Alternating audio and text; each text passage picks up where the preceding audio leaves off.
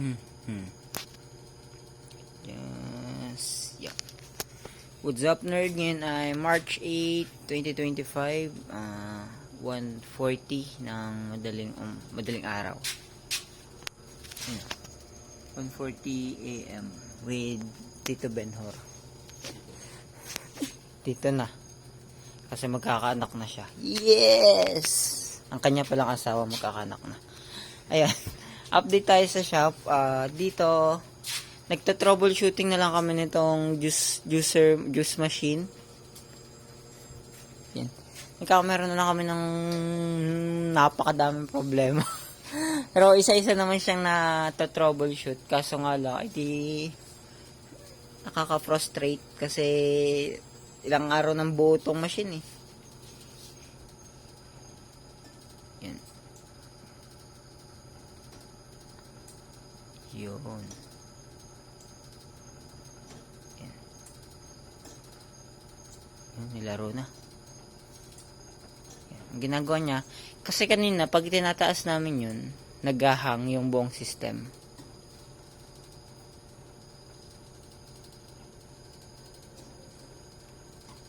Yun.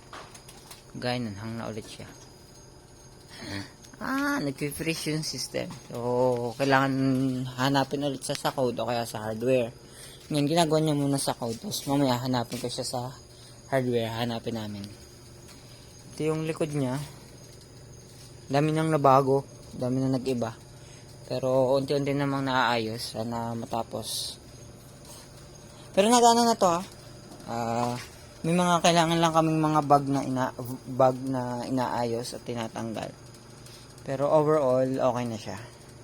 Natakbo na. Nagdi-dispense na siya ng tubig. Yan, ng tubig. Dapat juice to, kaso nagte-testing pa lang. Kaya puro tubig pa lang siya. Yan. Ang daming tubig sa baba. Nagkalat ang mga baso. Ayun lang. Tapos dito, sa fill dispenser naman, kulang pa ako ng parang robotic arm. Tapos yung vacuum niya, nalaglag. Putik na. Nalaglag. Itong vacuum, hindi sumapat yung kanyang pressure o kaya yung kanyang suction para sa machine na to. Akala ko okay na. Mahal kasi nito eh. Nasa 800 din to. So, in-expect ko na okay yung kanyang output. Kasi yung iba nakikita ko, ang liit lang ng vacuum niya. Tapos ang ganda ng output. Hindi ko alam kung ano yung kulang ko. O kailangan ko pang ilagay para mahigop niya ng ayos yung mga pills doon. Hindi pala kita gawa ng item. Pero itong cup dispenser, may cup dispenser din kasi ito eh. Okay naman siya. Nagdi-dispense siya ng ayos. Yan yung isang machine. Ano to? Nasa normal process. Normal process. Try ulit.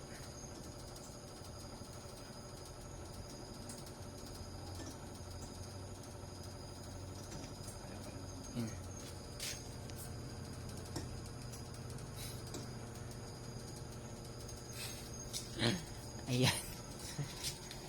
Ayan, ang dami pang aayusin, ang dami pang gagawin, pero sana matapos na. Yun lang. Peace out.